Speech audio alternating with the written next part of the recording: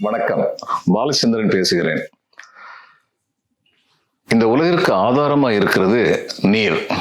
அதனாலதான் நீரின் ரமையாத உலகு அப்படின்னு நம்ம பெரியவங்க சொன்னாங்க. துப்பார்க்கு துப்பாய துப்பாக்கி துப்பார்க்கு துப்பாய தூவும் மழை அப்படின்னு சொல்லி வள்ளுவரும் சொன்னார். இந்த மழை தான் ஆதாரமா இருக்கு, நீர் தான் ஆதாரமா இருக்குங்கிறது மிக மிக பொருத்தமானது விவசாயத்துக்கு, வேளாண்மைக்கு. அதனால அங்க நீர் இல்லை அப்படின்னா அவங்க படுற துன்பம் அந்த காலத்துல கொஞ்சம் நெஞ்சம் கிடையாது. இப்ப நீங்க ராமநாதபுரம் மாவட்டத்தை பாத்தீங்கன்னா அங்க பெரிய பெரிய கண்மாய்கள் ஒரு காலத்துல இருந்தது. இப்பயும் இருக்கு, ஆனா ஒரு வித்தியாசம் இருக்கு. அந்த காலத்து அந்த பெரிய ஏரி அப்படின்னு சொல்லுவாங்கல்ல, அந்த பெரிய பெரிய ஏரி, ஒரு ஏரிக்கு இன்னொரு ஏரிக்கும் இடையில ஒரு 3 மைல் 4 மைல் 10 மைல் தூரம் இருக்கும். ஆனா அவங்க என்ன பண்ணுவாங்க, நடுவில் வந்து கேனல்ஸ்ன்னு சொல்லுவாங்க, கால்வாய் வந்து வெட்டி வச்சிருப்பாங்க.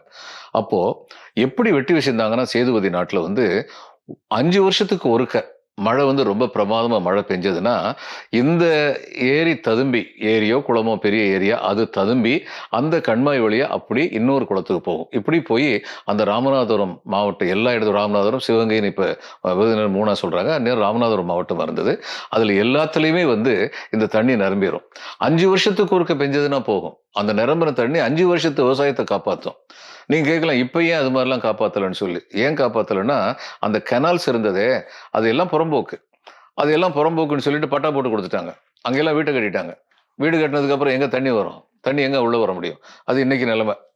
நம்ம இயற்கையை பார்த்து அந்த காலத்துல நம்முடைய மக்கள் வந்து தங்களுடைய வாழ்வு வசதியை பெருக்குனாங்க. இயற்கையை வந்து தடை செய்ததன் மூலம், இயற்கையை அழித்து ஒழித்ததன் மூலம், இயற்கை நம்மை அழிப்பதற்கு இன்னைக்கு நம்ம வகை பண்ணிட்டு இருக்கோம் அப்படிங்கிறது ஒரு கசப்பான உண்மை.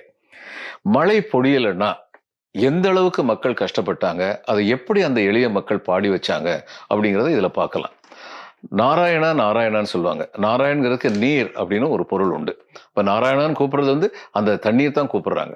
அப்ப அவங்க என்ன சொல்றாங்க, ஒரு நாள் பூசை செஞ்சே நாராயணா, ஒரு உழவு மழை பெய்யலையே நாராயணா, உழவு பேயாம நாராயணா, முளைச்ச ஒரு பயிரும் காஞ்சி போச்சே நாராயணா, 3 நாளா பூசை செஞ்சே நாராயணா, ஒரு முத்துமழை பேயலையே நாராயணா, முத்துச்செடி காஞ்சி போச்சே நாராயணா, 5 நாளா பூசை செஞ்சே நாராயணா, ஒரு ஆடிமழை பேயலையே நாராயணா, ஆடிமழை பேயாம நாராயணா, ஆரியமெல்லாம் காஞ்சி போச்சே நாராயணா. ஆரியம்ங்கிறது நாடுங்கிறது அந்த காலத்துல ஆரியம்னு சொல்ற வட்டார வழக்கு வந்து இருந்தது. இப்போ இது வந்து அரூர் வட்டம்னு இருக்கே தருமபுரி மாவட்டத்துல, அங்கிருந்து கலெக்ட் பண்ணது. அது ரொம்ப பொருத்தம். ஏன்னா தருமபுரி வந்து கொஞ்சம் பஞ்சப்பிரதேசம்னு சொல்லுவாங்க. இன்னைக்கு அது பஞ்சப்பிரதேசமா இருக்கு. ஒரு காலத்துல அங்கதான் அதியமான் ஆண்ட இடம், தகடூர் அப்படிங்கிற பேரோட. எப்படிப்பட்ட அதியமான் அப்படின்னா, அசோகர் வந்து தெலுங்கு பேசுற இடம் வரைக்கும் தன்னுடைய சாம்ராஜ்யத்தை வந்து விஸ்தரிச்சார். ஆனால் அதற்கப்புறம் இங்க வந்து தமிழ்நாட்டுக்குள்ள நுழைய முடியல. தமிழ்நாட்டை தன்னுடைய எல்லையா சொன்னாரு. அந்த எல்லைகளை ஆண்டவர்கள்னு 4 பேரை சொன்னார். கேரளர்கள், அது சேரர்கள்ங்கிறதா கேரளர்கள் மாத்தி எழுதுனாங்கன்னு சொல்லி சொல்றாங்க. அந்நேரம் சேரர்கள் தான் இருந்தாங்கன்னு சொல்றாங்க. எழுத்துல பிழையாக எழுதியிருக்காங்கன்னு சொல்றாங்க. அது வந்து வல்லுநர்கள் தான் அதை பத்தி சொல்லணும். சேரர்கள், சோழர்கள், பாண்டியர்கள், சத்தியபுத்திரர்கள், 4 பேரை பத்தி சொல்றாரு. அந்த சத்தியபுத்திரர் யாரு?